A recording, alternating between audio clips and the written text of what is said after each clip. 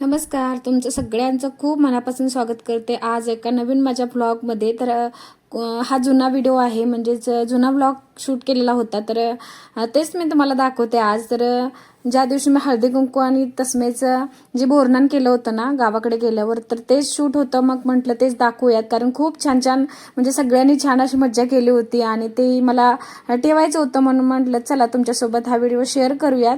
तर आमची गावाकडे गेल्यानंतर तयारी चालू होती, म्हणजे रविवारी रथसप्तमी होती ना, त्याच दिवशी आम्ही तसमेचं बोरनान वगैरे करणार होतो, कारण तोच लास्ट दिवस असतो आणि 5 वर्षाच्या आतील मुलांचं हे बोरनान वगैरे करतात. त्यामुळे तसमेचं म्हटलं की लास्ट असेल, कारण त्याला जास्त आता जानेवारीमध्ये 5वं लागले आणि पुढच्या वर्षी होईल का नाही, करता येईल की नाही करता येईल, किंवा असं ह्याच्यामुळे मी मग ते करून टाकायचं ठरवलं आताच. आणि रथसप्तमी दिवशी मी ते केलं.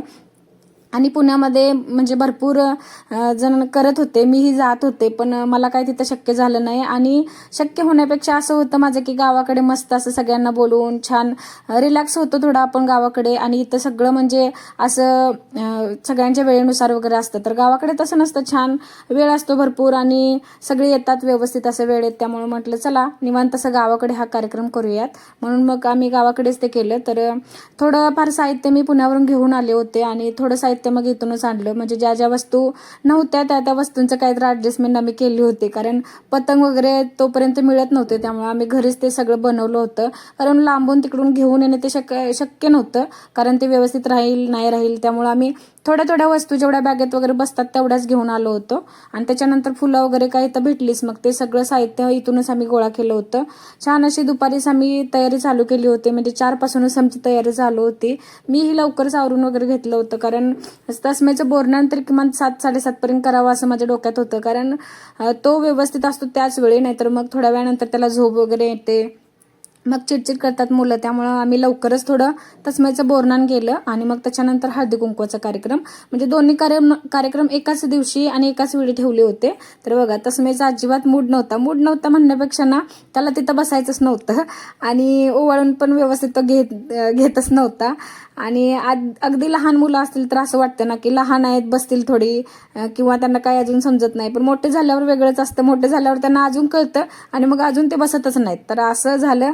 आणि तसमे थोडं म्हणजे जेवढं शक्य होईल तेवढं तो म्हणजे बसून त्याला आम्ही ओवाळून घेत होतो एक एक. आणि असं कार्यक्रम असले ना, मुलं जास्त माणसांना वगैरे बघून म्हणजे बसत नाहीत किंवा रडायला चालू करतात. म्हणूनच माझ्या डोक्यात होतं की हा गावाकडे कार्यक्रम करायचा, कारण अवतीभोवती आपल्या ओळखीची थोडी माणसं असतात.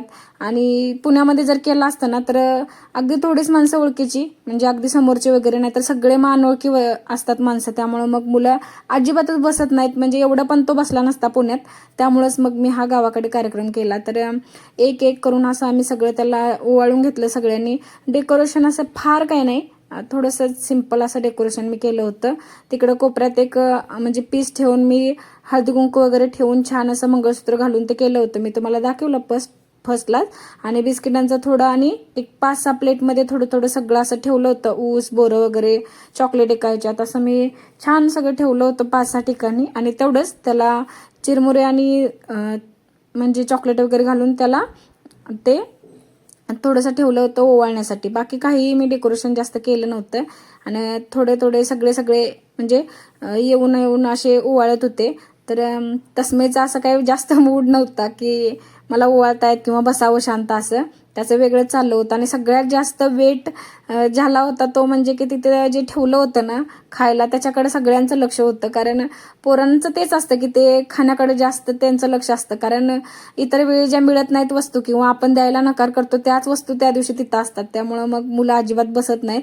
तर आम्ही सगळ्यांनी थोडं ओवाळून घेतलं. ह्या नंदुबाई आहेत माझ्या, तर त्यांनी पण ओवाळलं आणि सगळ्यांनी छान छान ओवाळलं. आणि ह्या ओळखीच्या व्यक्ती असल्यामुळं ना थोडंसं तसमे म्हणजे तरी बसून होता की थोडंसं ओळखीचे आहेत सगळे असं, म्हणूनच मग हे गावाकडे केलं मी. तर तो जेवढा शक्य होईल तेवढं बसायचा प्रयत्न करत होता आणि ज्यावेळी त्याला खायला पाहिजे होतं त्यावेळी तो इकडे तिकडे करत होता.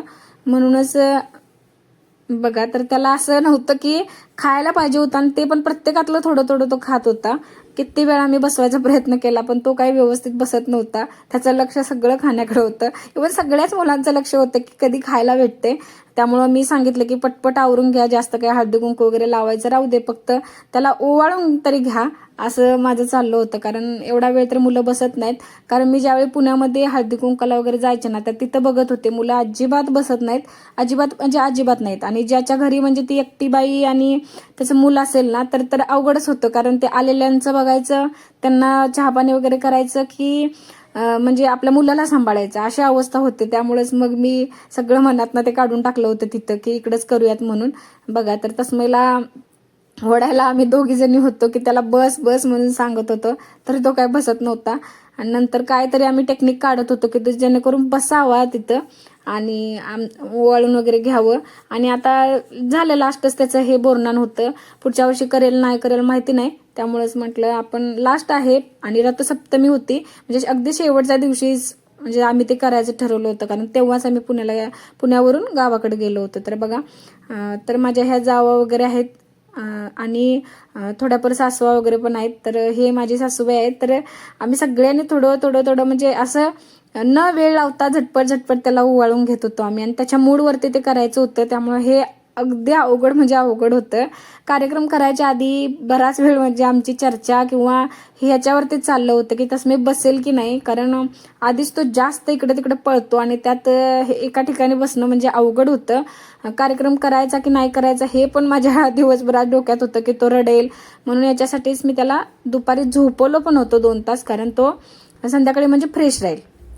तर अशा पद्धतीनं अगदी छान म्हणजे बोरनान झालं त्याचं. असं नाही की म्हणजे कार्यक्रम केल्यासारखा काहीच नाही झाला, तर छान झालं. तसं त्यानं थोडं कोऑपरेटिव्ह केलं आणि छान असं. बघा आता ज्यावेळी टाकत होते ना सगळे, त्यावेळी तो खूप खुश झाला. म्हणजे ते वरनं पडत होतं ना, ते अगदी त्याला भारी वाटत होतं आणि सगळ्यांनी टाकावं अजून असं त्याला वाटत होतं. आणि तो स्वतः पण टाकून घेत होता. म्हणजे मी पुण्यात पण बघितलं होतं मुलांचे की ते स्वतःच म्हणजे टाकून घेत होते आणि हे म्हणजे फिलिंग त्यांना चांगलं वाटतं. त्यामुळं मग आम्ही हे सगळं करून घेतलं, बोरनान वगैरे झालं. आणि इथून पुढचा कार्यक्रम होता आता की हळदी कुंकू. आणि इथून पुढे छान व्हिडिओ आहे, तुम्ही व्हिडिओ कंटिन्यू बघत राहा, तुम्हाला छान वाटेल व्हिडिओ बघितल्यानंतर. आणि ह्याच मजेसाठी किंवा ह्याच गोष्टीसाठी मी गावाकडे आले होते. तुम्हाला कळेल नक्की पुढे की मी काय इकडं हे बोरनान आणि हळदी कुंकू केलं. तर बघा आम्ही सगळ्यांनी फोटो सेशन वगैरे केलं, छान असे सगळ्यांचा व्हिडिओ काढला. म्हणजेच मला युट्यूबमध्ये टाकायचा पण असतो आणि छान छान आठवणी पण आपण साठवून ठेवतो किंवा साठवून ठेवू शकतो, म्हणून मग मी हे व्हिडिओ वगैरे काढून घेतलं. आणि सगळं आवरलं, छान असं सगळ्यांचे फोटो काढले. तसम्याची बघा मजा चालली कशी. आणि त्याच्यानंतर मग आली वेळ की वाण द्यायची. वाण दिलं, हळदी कुंकू दिलं आणि त्याच्यानंतर बघा पुढे छान छान तुम्हाला बघायला भेटेल. आणि इथून पुढे मग मी आवाज तसाच ठेवेन आणि तुम्हाला ऐकायला भेटेल की आम्ही किती मजा केली किंवा किती छान असतं फिलिंग हे. तर तुम्हीच नक्कीच अनुभवाल अशी आशा करते. चला बघतच राहा माझा व्हिडिओ. आणि अशा पद्धतीचं हे हळदी कुंकू वगैरे मी फर्स्ट टाइमच करत होते, त्यामुळे काही चुकलं असेल, तुम्हाला काही वेगळं वाटत असेल तर नक्की समजून घ्याल तुम्ही. कारण मी पहिल्यांदाच हे केलं होतं, म्हणजे याआधी असं हळदी कुंकू वगैरे जास्त काही मी केलं नव्हतं. कारण तिकडे पुण्यामध्ये मी जास्त त्या नादाला लागत नव्हते, कारण तसमे एकटा आपण सांभाळत ते करण्यात मला काहीच पॉईंट वाटत नव्हता. कारण आलेल्या माणसाला व्यवस्थित म्हणजे बसणं उठणं झालं, त्याला व्यवस्थित झालं तर ते बरं वाटतं. आता इथून पुढचा व्लॉग तुम्ही नक्की एन्जॉय कराल.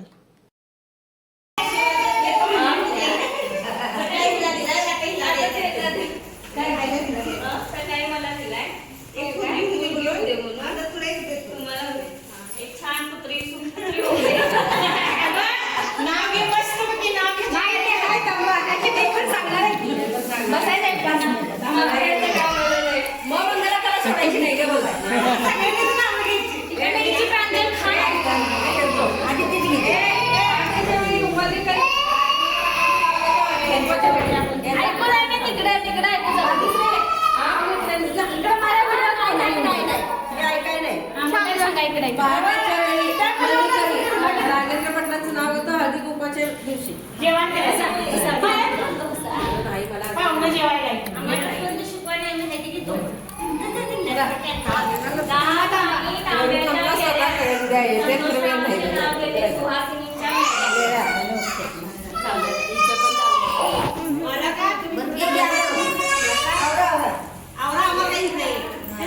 तुमच्याकडे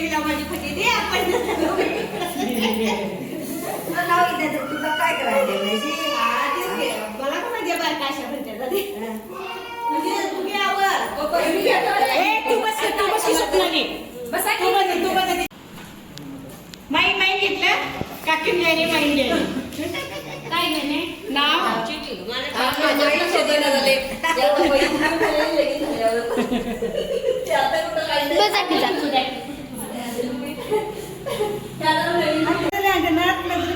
सुरेशरावांचं नाव करतात ना कशा मला आता बरं आणि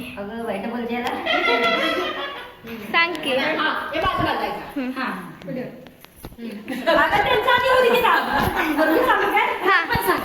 पाच पांडव 6वी द्रौपदी 7वी सती अनिलरावांचे नाव घेते मी त्यांची सौभाग्यवती मोरावली सरस्वती मोरावली सरस्वती कमळावली लक्ष्मी मोरावली सरस्वती पांडुरंग पटेल माझी पती मी त्यांची सौभाग्यवती मांडवाच्या दारी लावल्या केळी राजेंद्र भटलांचे नाव घेते तस्मयच्या बोरणांचे वेळ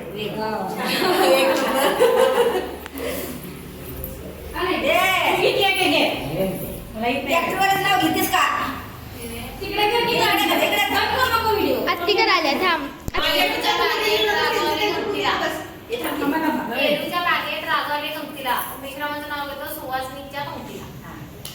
आता तू मला ते तू राहिलास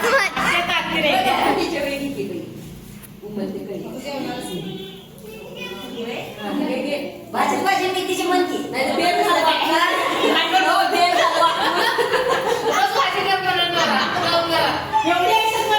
नावं पाठ नाही मालू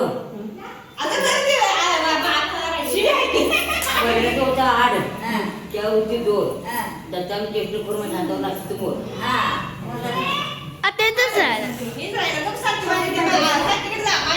काके म्हण आता बघ विरला आम्ही सांगतोय भरलेलं पेट कासाराचं घर सासूबाई म्हणतात बांगड्या भर नंदुबाई म्हणतात थोड्याच भर मारुती पाटील म्हणतात काय भरायचे भर माझ्या जीवावर आयुष कर